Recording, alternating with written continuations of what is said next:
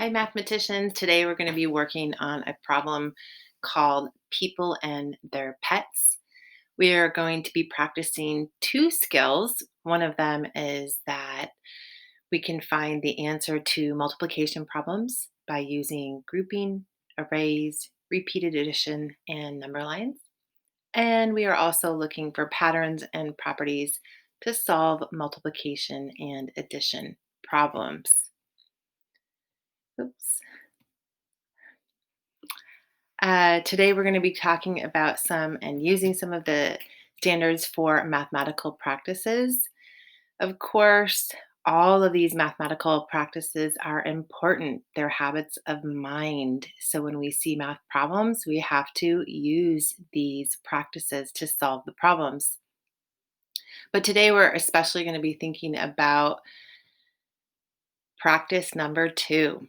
I can think about words, numbers, and symbols to solve problems. So we're going to be thinking about the math. We're also going to be looking for patterns.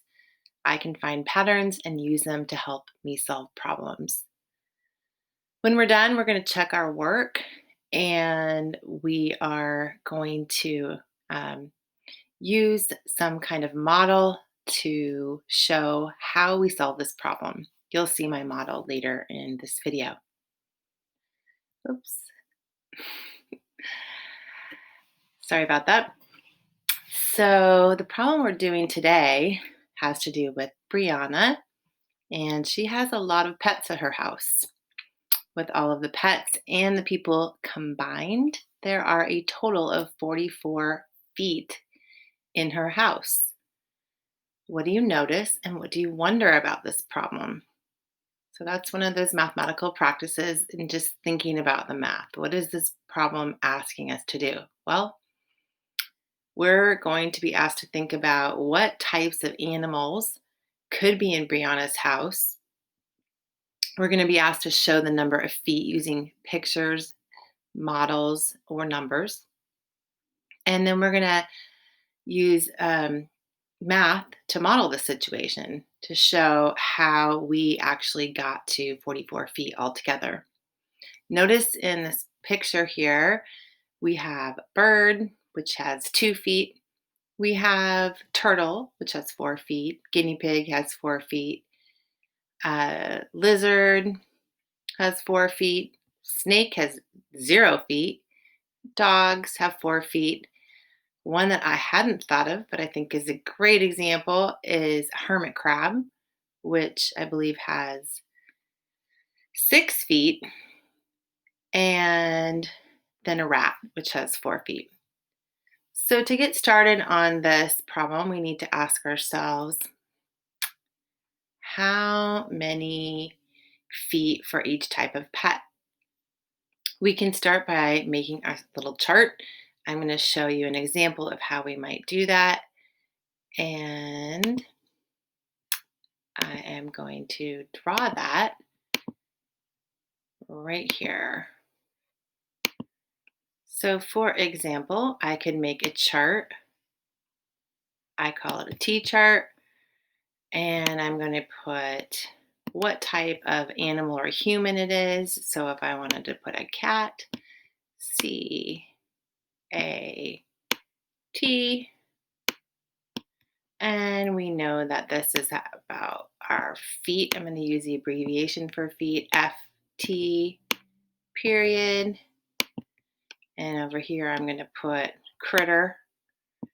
That indicates, or it could be a human critter, or it could be a animal critter.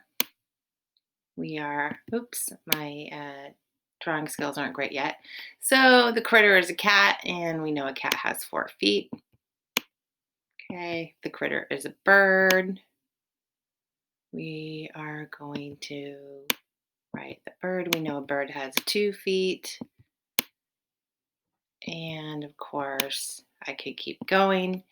Humans have 2 feet, dogs have 2 feet, and so on. So first of all, you might want to make a list of types of pets that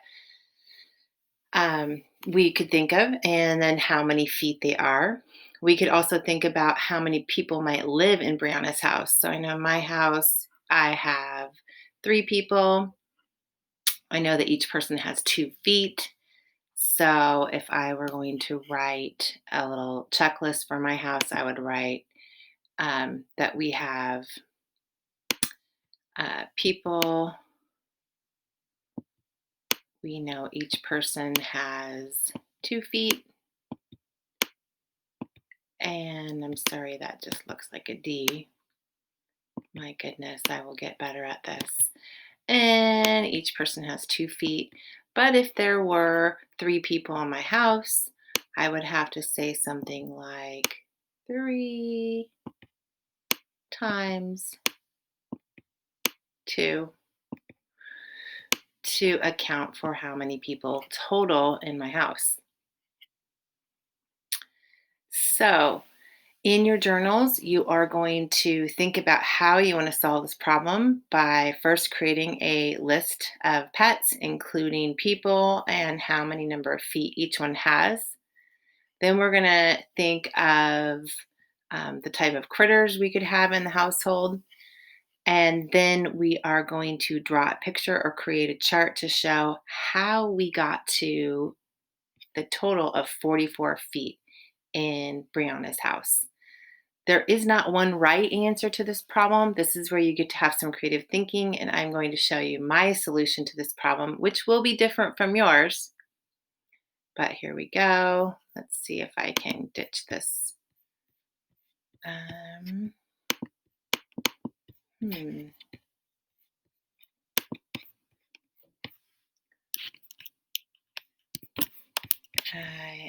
Oops, there we go. We don't want this anymore on here.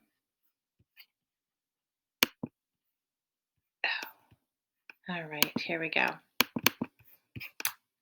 I am showing you a picture of my solution to this problem.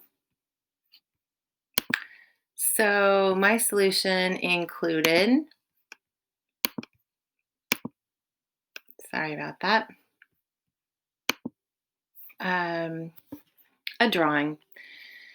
So I decided that I would put 6 people in my image, and I included them. They were just letting go of balloons. So if I think about the people 1, 2, 3, 4, 5, 6, and I know that there's 6 people and each person has